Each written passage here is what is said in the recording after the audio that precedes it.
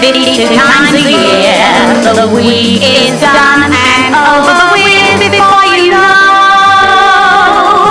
Hello, good evening and welcome. I am David Frost and this is That Was the Week That Was. This is the third series and the first since 1963 when we were cancelled by the BBC and the then Tory government of Harold Macmillan. Surely the big news story of the week was Nicola Sturgeon, who has resigned after the outcry about her support of a transgender prisoner. Why all this transgender outcry, you might well ask? Because men have been wearing tartan skirts in Scotland for hundreds of years. As an avid reader of books about war heroes when I was a child, it's a bit of a shock to discover your old heroes were voyeurs and perverts. Apparently, Douglas Bader wanted to get his leg over, but was unable to. Also in the news this week was a man who said, "I'm an academic with an Essex accent. Stop mugging me off." I would just like to say to Richard Courtney in The Independent, no one is mugging you off, Richard, as you so eloquently put it.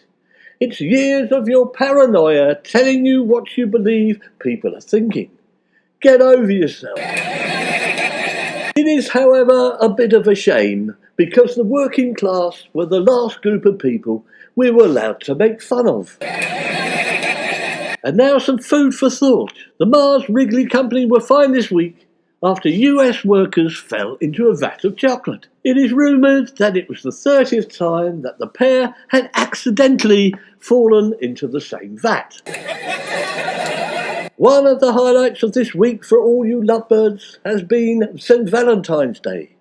So it was interesting to learn that a village jail with bars on the window was taking bookings, perfect for those women who might have been expecting some trouble from their exes. If St. Valentine's Day was one of the highlights of the week, then one of the lowlights of the week must have been Sam Smith's latex look at the Brit Awards. Designer Harry said it took him 4 days to make the suit. That's nothing to brag about. It would only take me 4 minutes to get rid of it in a skip.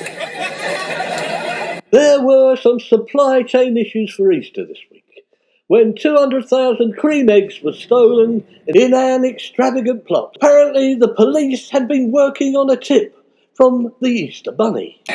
A few weeks ago, traces of suspected cocaine were found after parties in Liz Truss's Grace and Favour house. It's therefore no surprise that Liz Truss has overseen a jump in credit card spending at the Foreign Office. Spending on restaurants, bars, leisure activities and hotels all rose sharply during her time in office. One can just imagine Liz Truss and all her cabinet friends standing around giggling as they cut the cocaine into lines using the country's credit card.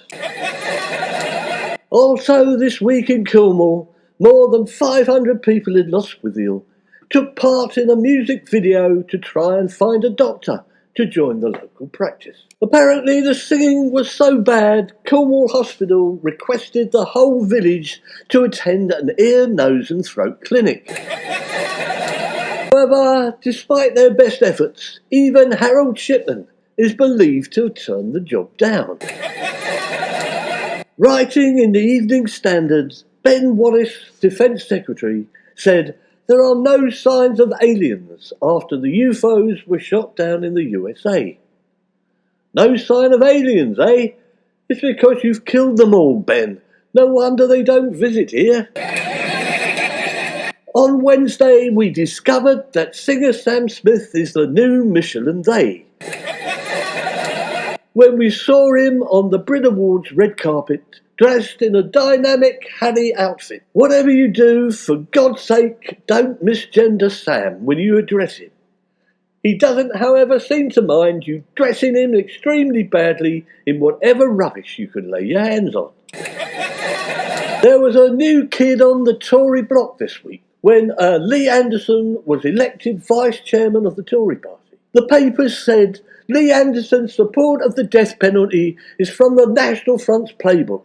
That's probably because Lee Anderson is in the National Front, as are about a third of the Tory government. Lee likes to put the National Front playbook on a piece of string and dangle it in front of people while making choking sounds. This week, students put a toaster on its side to make a cheese toastie. It didn't go down very well and set fire to the house, according to the Metro. Bad luck, lads. Brooklyn Beckham's already thought of it. It's all in the Brooklyn Beckham cookbook. Also on Wednesday, Elon Musk donated almost 2 billion of Tesla shares to charity. Unfortunately, as they are Tesla shares, they are likely to crash. Later in the week, the Metro raised the tone a bit when it suggested that Leonardo da Vinci may have discovered gravity before Newton. It is believed just as Newton discovered gravity when an apple fell on his head, Leonardo discovered gravity when a pizza fell on his. Man finds God in a cupboard, roared Devon Live this week. God is believed to have said to the man, "Would you mind giving me and my lady friend a bit of privacy?" The image, however, suggests what Jesus would have looked like if he'd been a plank of wood. "I refuse to suffer in silence," said Corrie's Lisa George this week. "If men went through menopause, there'd never be HRT shortages." Damn right, we'd have HRT pumped into the water supply, love. The Sun reminded us this week that life must go on in Russia despite the war. Apparently, supplies of Viagra to Russia have been suspended over the Ukraine war in a fresh blow for Putin.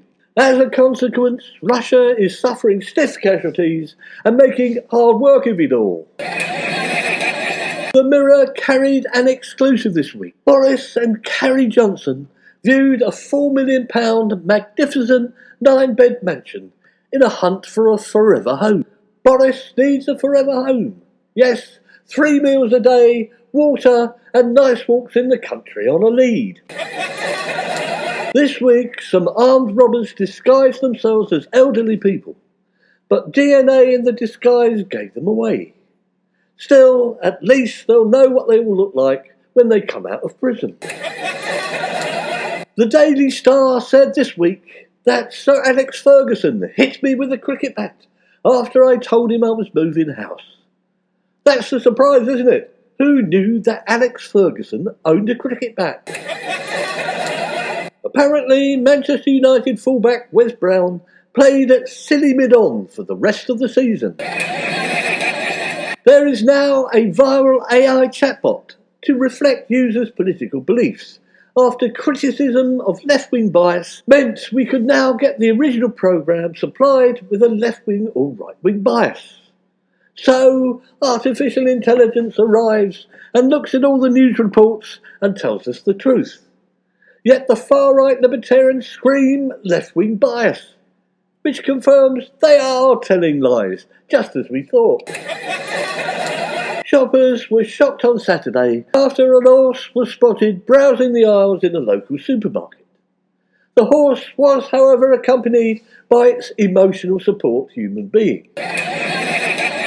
Which reminds us not to close the supermarket door until the horse has bolted. This week, an Italian drug gang was caught smuggling high-quality cocaine concealed in Parmesan cheese. The smugglers claimed it wasn't fair, but the Italian police described it as hard cheese. In the Telegraph, Cabinet Secretary Simon Case, the head of the civil service, warned them that they have no right to exist. He said the 500,000 people who worked under him must earn and re-earn public support. To which they replied that government was the uncivil service and without them had no automatic right to exist either. "I live in a skip with no running water," said a man this week, "but it's better than renting in London." The skip has no mod cons, but does, however, have a refuse collection which is 24/7. Culture Wars warrior Sam Smith was misgendered again this week as they corrected the One Show's Alex Jones Fisher Then comment. Of all the millions of things wrong in the world and this country, misgendering Sam Smith probably comes last of all, just behind the problem of Sam Smith himself.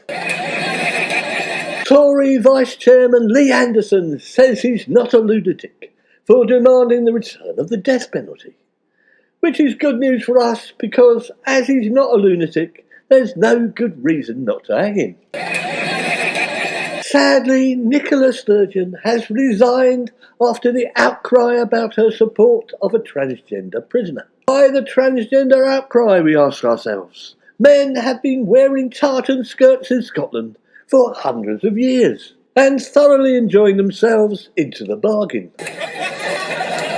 We at TWTW welcome the AI industrial revolution. However, it puts middle-class workers under threat this time. In which case, it's definitely a bad thing and should be immediately banned. Better news. The average penis size is up by a quarter, according to a study led by a man.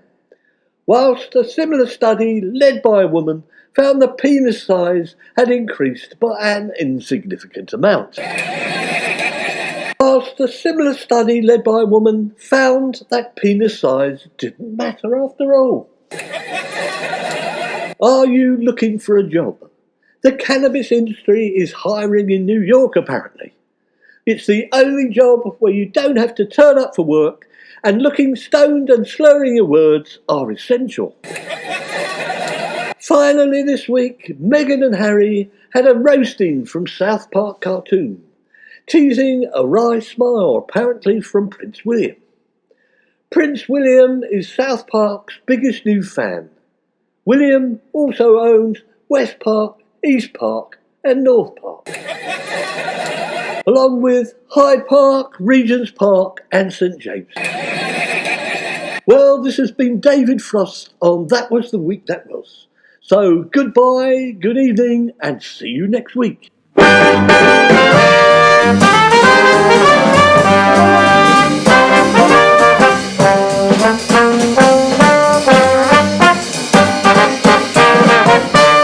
The week that was, it's over, let it go.